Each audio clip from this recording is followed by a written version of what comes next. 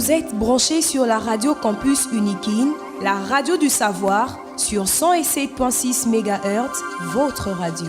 C'est toujours un grand plaisir pour nous de vous informer, chers auditeurs. Bienvenue dans ce journal. Au sommaire, la communauté de développement de l'Afrique australe a prolongé d'1 an le mandat de la mission de la SADC en République démocratique du Congo. La Commission électorale nationale indépendante a reconduit tous les candidats ayant participé aux élections à Massimaniemba et Yakoma, faute de décision de la Cour attendue jusque-là. Le 21 novembre de chaque année, le monde entier célèbre la journée mondiale de la télévision qui est consacrée à la création et diffusion des contenus reflétant les valeurs de la communauté. Le professeur Fulgence Mungenga nous explique de mieux l'importance de cette journée. Excellentes conditions d'écoute à tous et à toutes à la présentation Divine Mbala.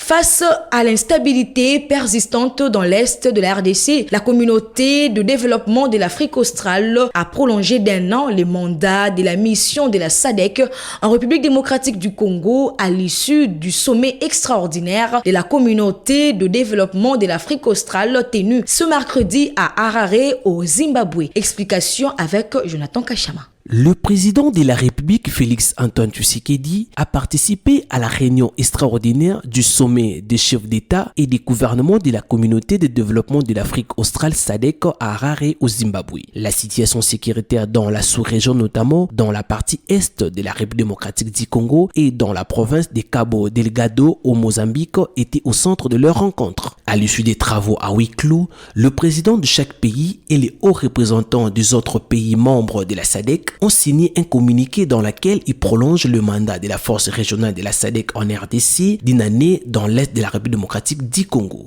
Le sommet a reçu les rapports actualisés de la situation sécuritaire dans la partie est de la RDC et a réitéré son soutien au gouvernement congolais et l'engagement des États de la sous-région d'apporter une réponse appropriée à tout membre victime d'une agression par une réponse communautaire appropriée. Rappelons que la force régionale de la SADC en RDC, déployée en décembre 2023 pour appuyer les FARDC à rétablir la paix dans le Nord Kivu et en Ituri, la mission de la SADC en RDC prolonge pour la 2e année consécutive son mandat jusqu'en novembre 2025.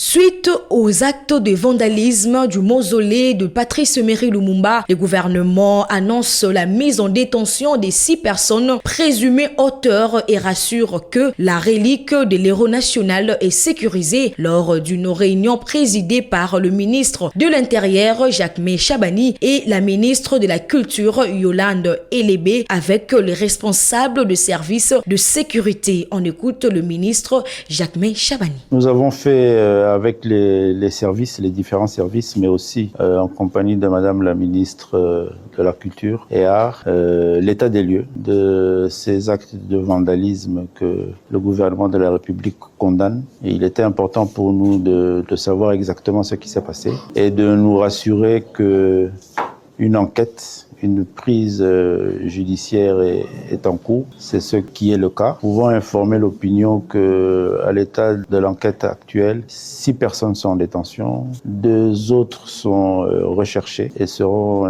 très prochainement arrêtées. Nous nous sommes rassurés aussi de la sécurisation et de l'entretien du site. Nous avons pris des dispositions avec les différents services pour que cela soit fait et nous pouvons assurer l'opinion tant nationale qu'internationale qu'en ce qui concerne la relique, elle a été sécurisée et elle est protégée. Parlons élection à Massimaniemba et Yakoma, faute de décision de la Cour qui devrait se prononcer sur l'invalidation des candidats qui se sont mal comportés aux élections de décembre 2023. La CENI a reconduit tous les candidats ayant participé aux élections dans les 2 circonscriptions. C'est ce qui explique Dieudonné Mboukani, conseiller principal adjoint du président de la CENI, Denis Kadima. On l'écoute. Il n'y aura pas de nouvelles candidatures parce que nous reprenons les élections avec les mêmes candidats. La Cour qui devait décider de l'invalidation des candidatures suite au mauvais comportement lors du scrutin passé, ne s'est pas encore prononcé. Donc pour nous, la CENI, la liste des candidatures demeure celle qui était là lors du dernier scrutin qui s'était passé à Masimanimba. C'est pourquoi nous allons continuer avec les mêmes candidats. Il n'est pas du travail de la CENI d'invalider les candidatures, c'est la Cour qui doit invalider les candidatures. Et celle-ci avait reçu les dossiers complets de tous les candidats qui s'étaient mal comportés lors de ce scrutin-là. Jusqu'à aujourd'hui, aucune décision n'a été prise à leur sujet. Donc nous continuons avec les mêmes candidats aujourd'hui. Nous demandons à la population de s'approprier ces élections. Les élections qui se passent à Masimanimba, ce sont des élections types, des élections modèles que nous allons prendre comme exemple pour la suite des processus électoraux en République démocratique du Congo. Nous leur demandons de s'approprier ça, de faire en sorte que chacun ait sa carte d'électeur. S'il n'a pas sa carte d'électeur, que chacun cherche un duplicata de cette carte. Et nous avons exposé, lors du cadre de concertation que nous venons d'animer, nous avons exposé quelles sont les conditions pour obtenir les duplicata des cartes d'électeurs, que la population s'y mette pour que chacun ait une carte d'électeur et accéder ainsi aux opérations de vote et voter les candidats qu'ils auront préférés.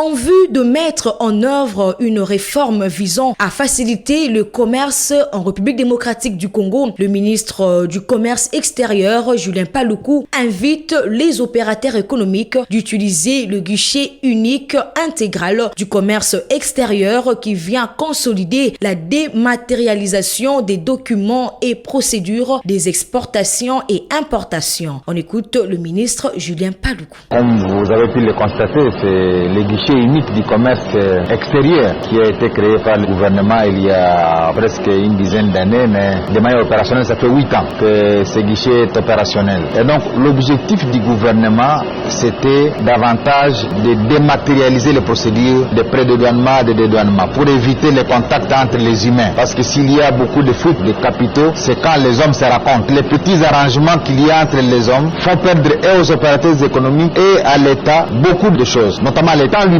La durée de traitement des dossiers prend du temps tout simplement parce que les hommes veulent négocier. Mais lorsque on rend la procédure électronique, c'est qu'on réduit le temps de traitement des dossiers. Et l'expérience que j'ai eue ici au CEGIS, c'est qu'on a pu réduire le temps de traitement des dossiers de plus de 2 semaines en 4 heures. Alors l'appel que je voudrais faire aux opérateurs économiques congolais, c'est d'utiliser le guichet unique intégral du commerce extérieur. Le deuxième appel que je voudrais faire, c'est au niveau des services de douane, pour ne traiter les dossiers qui ne sont passés que par le guichet unique du commerce extérieur. Parce que lorsque la douane se met à traiter les dossiers qui ne sont pas passés par le commerce extérieur, eh bien, il se pose un problème de suspicion. Alors que l'État lui-même a créé une plateforme pour lui permettre de suivre les opérations d'import et d'export, mais le même État, par un de ses services, ne veut pas utiliser cette plateforme. Ça suscite quand même des débats. Et donc, nous sommes venus voir où est-ce qu'on en est avec l'évolution des traitements des dossiers. En 2023, on a traité près de 300 000 dossiers, et moi j'estime que ce n'est pas assez, parce qu'on ne peut pas dire qu'en République démocratique du Congo, il y a eu seulement 300 000 dossiers d'importation sur l'ensemble du territoire national. Et moi je considère qu'on peut avoir 600 000, 700 000, 1 million de dossiers, dont seulement 300 000 dossiers sont passés par le guichet unique du commerce extérieur. Je voudrais donc faire cet appel-là pour que, et au niveau des opérateurs économiques, et au niveau des services de l'État, nous considérions que le gouvernement avait déjà réglé la question des traitements des dossiers en mettant en place ce guichet unique du commerce extérieur, qui n'est pas une tracasserie, qui au contraire va limiter les tracasseries.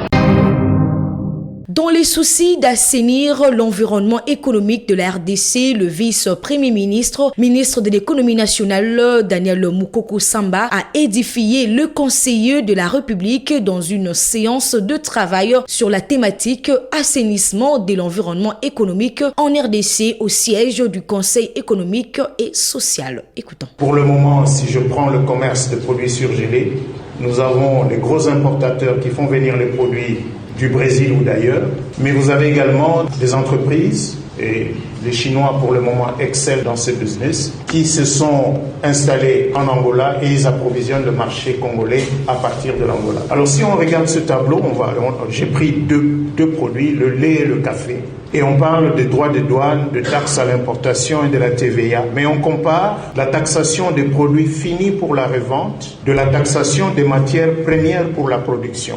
Vous allez voir que l'Angola pratique une fiscalité préférentielle pour les matières premières. Par exemple, ils ont mis les droits de douane de lait quand il s'agit des matières premières pour la production à 0%, mais quand il s'agit de produits finis pour la revente à 10%. Alors que nous taxons de manière identique les produits finis pour la revente 5% et les matières premières pour la production 5%. Et donc ce n'est pas par hasard que l'Angola devient compétitif pour les taxes à l'importation comparé à la RDC, et c'est ce qui explique que les usines se délocalisent pour s'installer en Angola, ou les usines qui veulent bien profiter du marché congolais parce que c'est le plus grand marché vont préférer s'installer en Angola, bien sûr pour le marché angolais, mais prioritairement pour le marché congolais qui est le plus grand marché dans la région. Forme des politiques qui visent à créer un environnement propice à l'exercice des activités économiques par les privés, de manière à ce que ces privés soient compétitifs, que ces entreprises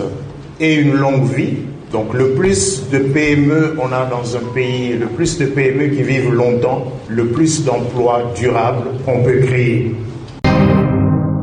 C'était là le ministre de l'économie nationale, Daniel Mukoko Samba. Comme je l'ai dit au sommaire, le 21 novembre de chaque année, le monde célèbre la journée mondiale de la télévision. Cette journée est consacrée à la création et la diffusion de contenus reflétant les valeurs de la communauté. Le professeur Fulgence Mungenga de la faculté de lettres et sciences humaines au département de sciences de l'information et de la communication à l'UNIKIN explique l'importance de cette journée au téléphone de Jonathan Kachama. La télévision, c'est un moyen de communication de masse qui a une histoire de plusieurs années. Quand la télévision est née, d'abord, les gens pensaient avaient déjà proclamé la mort de la radio parce que la télévision semblait être complète avec l'image et le son. Et aujourd'hui, il y a encore deux catégories de personnes, ceux que moi j'appelle les uns des apocalyptiques et les autres, je les appelle les intégristes pour reprendre les termes de Umberto Eco. Les apocalyptiques, ce sont ceux-là qui, avec l'avènement de l'Internet, croient que la télévision est morte. Internet, les réseaux sociaux ont remplacé catégoriquement la télévision. Ça, c'est des apocalyptiques, alors que les intégristes sont ceux qui ont encore foi, continuent à croire encore à l'avenir de la télévision. Ce n'est pas que quand un média naît, on doit proclamer la mort d'un autre média. Absolument pas du tout. Aujourd'hui, la télévision a encore un avenir, surtout dans la diffusion des informations, la diffusion de masse des informations. Malheureusement, la difficulté de la télévision, c'est dans nos milieux de vie, tiers-monde, dans des pays sous-développés, la télévision pose énormément de problèmes à cause de la non-éducation et nos milieux de vie. Les contextes dans lesquels la télévision s'est implantée, c'est un contexte qui n'est pas trop adapté à la télévision. Regarde même à Kinshasa, combien de coupures d'électricité, parfois dans certains quartiers, pendant 1 mois, 2 mois, et la télévision n'est pas suivie. Mais aujourd'hui, encore avec des téléphones mobiles, des smartphones, et ainsi de suite, la télévision a trouvé de la place pour ceux qui veulent la suivre même à travers leur téléphone mobile. La télévision a de la place même sur Internet, on peut suivre la télévision. Elle n'est pas morte, la télévision continue à vivre. Mais ce qu'il faut tout simplement, ce n'est pas faire vivre la télévision, mais lui donner des bons programmes. Des bons programmes, un bon contenu qui puisse plaire aux gens pour que sa vie, pas sa survie, soit effectivement effective. La réalité d'avenir de la télévision soit plutôt effective. S'il n'y a pas un bon coup de regard, même dans notre milieu, la pluralité des médias, c'est une bonne richesse. Mais posons-nous la question, surtout chez nous à Kinshasa, qu'est-ce que la télévision offre à son public comme contenu? Plusieurs chaînes de télévision sont nées, mais avec un contenu totalement médiocre. À peine quelques chaînes de télévision nous répondent aux attentes du public. C'est sur quoi nous pouvons beaucoup plus marteler. Ce n'est pas seulement l'avenir de la télévision, mais d'une télévision avec des gens bien formés, une télévision avec des bons programmes qui puissent satisfaire les attentes du public et puis répondre effectivement à des besoins que nous attendons d'eux. Donc ce n'est pas seulement la télévision faire des bruits qui est très important. En tout cas, une télévision avec un contenu, une télévision avec un programme qui puisse nous satisfaire.